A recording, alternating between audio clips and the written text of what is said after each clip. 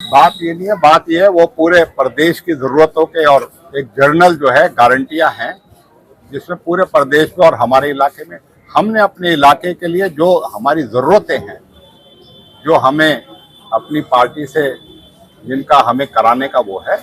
उन चीज़ों के बारे में और जो हमारी मांगे रही हैं, जिन चीज़ों की हमने मांग उठाई है और लोगों की ज़रूरत है आज के दिन, उन चीज़ों को जो है हमने आज इस वचन पत्र के माध्यम से इनको जो है अपनी प्राथमिकताएं आप सबके सामने आगे करी हैं। और हम ये मानते हैं कि हम जनता के बीच में विकास के मुद्दे को लेके जा रहे हैं और विकास के मुद्दों में ये सभी जो हमने अपने वचन पत्र दिए हैं, ये सभी उसका अंग है और ये एक सारा प्रारूप उसी के संदर्भ में आप सबके सामने हमने आज जारी किया है। इसमें 20 सूत्रीय हैं, इसमें तो ये तो आप लोग हैं जो भी पढ़ के सुनाया आप लोगों के सामने। अब तो ये सारी चीजें हैं, चाहे वो स्वास्थ्य की बात हो, चाहे वो शिक्षा की बात हो, चाहे रोजगार की बात हो, चाहे हमारी जो जरूरतें हैं, सिंचाई के पानी की जरूरत है, पीने के पानी की जरूरत है, चाहे युवाओं की बात है, चाहे हमारे कोई भी समाज के वर्ग की बात है, उस सब के लिए ये समझते हैं कि ये सब चीजें हमने अपनी सारी परियोजनाएं 2005 के बाद से ही इन पे काम करना शुरू किया था और हम समझते हैं 2014 के बाद इनको ठंडे बस्ते में बीजेपी ने बंद करने का काम किया। हमने इसीलिए ये वचन पत्र किया है कि हमने पहले भी इन सभी मांगों के लिए काम किया है, उन पे बहुत सी परियोजनाओं का काम सिरे चढ़ा है, बहुत सी चीजें इन्होंने अधूरी छोड़ दी और आज तक पूरी नहीं हुई। हम इन सभी जो जरूरत की चीजें हैं जो आज वचन पत्र में हमने आपके सामने पेश किए, उन सभी को हम पूरा करने का संकल्पित हैं और हम ये मानते हैं कि हम जनता के बीच में इन्हीं विकास के मुद्दों को लेके जा रहे हैं, जिसमें हमें आज सहयोग और हमें विश्वास भी लोग दिता रहे हैं कि हम मिलके इस इलाके की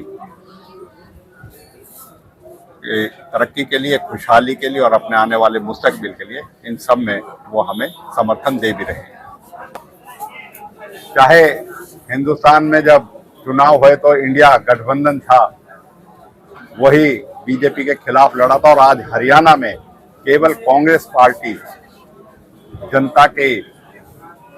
लड़ाई लड़ी है, जनता की आवाज उठाई है और इस प्रदेश के करोड़ों लोगों की भावनाओं की हमेशा उन्होंने अपने पार्टी के प्लेटफॉर्म पे, पार्टी के पटल पे उन चीज़ों को हमेशा प्रमुखता से उठाने का काम किया, उन्हें गंभीरता से पूरा करने का काम किया और यही हमें संकल्प की बात है। और यह जो भी अन्य पार्टी हैं वो बीजेपी की सहयोगी दल रही हैं, आज भी हैं और आगे भी रहेंगी। ये पहले आपके सामने इस चीज के जो है कोई छुपी हुई बात नहीं है, पहले भी आपके सामने आ चुका है और आगे भी आ रहा है। और आज सिरसा की सीट को लेके कह दें, इनेलो जो कहती है कि हम वो जो है अलग हैं, इनेलो ने गोपाल कांडा से समझौता किया और बीजेपी ने वहां से अपना कैंडिडेट हटा लिया। इनका एक ही मकसद है कि किसी तरह के हरियाणा में कांग्रेस को रोकने का, और इसी षड्यंत्र को और इसी उसको जनता पूरी तरह भांप चुकी है और जनता ने फैसला कर लिया है। लोकसभा में भी चाहे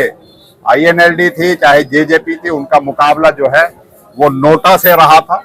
विधानसभा में भी यही फिर से होने जा रहा है कि इन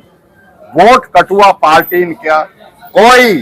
जो है स्थान हरियाणा की राजनीति में, आगे वाली राजनीति में नहीं आएगा, क्योंकि लोग जो है इनका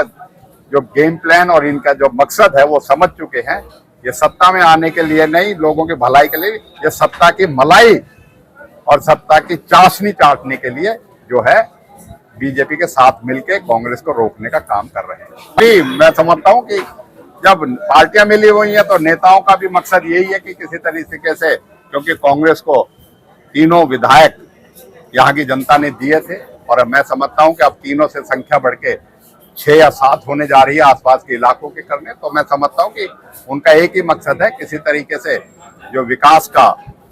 और जो खुशहाली का पैगाम और कांग्रेस जो भाईचारा और एकता का पैगाम लेके जनता के बीच में जाती है, अपनी नीतियां और अपनी जो सिद्धांतों के लिए जानी जाती है, उससे लोगों को किसी तरह बहका के बरगला के उनको हराने का काम करे और बीजेपी को जो है सहयोग करने का काम करे। 70 से ज्यादा सीटें हरियाणा में अब की बार कांग्रेस पार्टी को आने जा रही है। वो अगर राजनीति संन्यास तो नहीं लिया उसने, आप बीजेपी में क्यों है और अपने बेटे को क्यों लोकदल से लड़ाया है? अगर उसको अपने बेटे से हमदर्दी है तो बीजेपी छोड़े और लोकदल में आके और अपने बेटे का खुल के प्रचार करे। या नूरा कुश्ती क्या है बीजेपी के साथ मिलके और लोकदल के साथ मिलकर जनता को बेवकूफ बनाने का, जनता को बहकाने का काम करे।